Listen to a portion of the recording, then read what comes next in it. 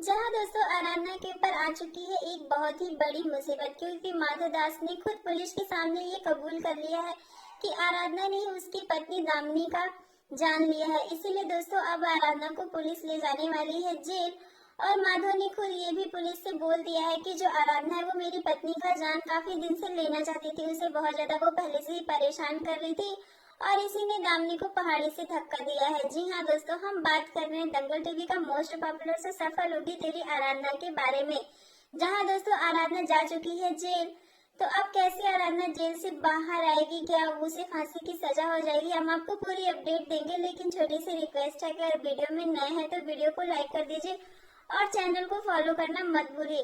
तो दोस्तों सफल होगी आराधना के अपकमिंग एपिसोड में आपको देखने को मिलने वाला है कि अब आराधना का साथ देने वाली है मेनका। जी हाँ दोस्तों, वही मेनका जो आराधना को अपना दुश्मन समझती थी, लेकिन अब वो आराधना का साथ देने वाली है, क्योंकि दोस्तों मेनका को पता चल चुका है कि इन सब के पीछे उसके पति प्रशांत का हाथ है और वो उसको हराने के लिए, उसे जेल भिजवाने के लिए देने वाली है आराधना का साथ।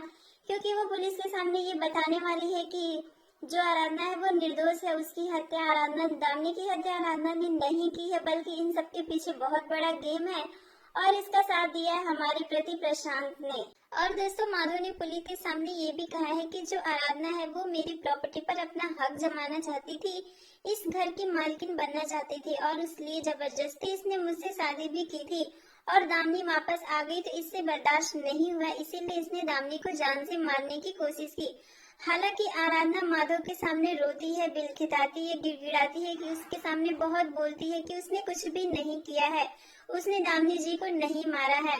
और असल में दोस्तों बात तो ये है कि माधव इस बात को स्वीकार कर चुका है कि जो आराधना है उसी ने मेरी पत्नी दामिनी को मारा है और वो आराधना की एक भी बात नहीं सुनता है और आराधना को जेल जाना पड़ जाता है। जहाँ जेल जाकर आराधना को यह तो पता चल चुका है कि वो जो बहरूपिया के सामने थी, दामिनी के भेष में घूम रही थी, वो कोई और थी, मुखौटे के अंदर किसी और का चेहरा छुपा था। क्योंकि जब आराधना और दामिनी का झगड़ा हो रहा था तब आराधना के हाथों में मुखौटों का गोद आकर चिपक जाता है, जिससे कि आराधना पूरी तरह से कंफर्म हो चुकी थी कि जरूर घर का ही कोई इंसान है जो माधव से बदला लेना चाहता है और घर का ही कोई अपना है जो माधव को बर्बाद करना चाहता है, आराधना की जिंदगी बर्बाद करना चाहता है।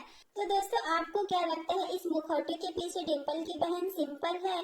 क्योंकि जो सिंपल है दोस्तों वो भी माधव से शादी करना चाहती थी और आराधना के आने के बाद जो उसकी प्लानिंग है वो खत्म हो चुकी थी।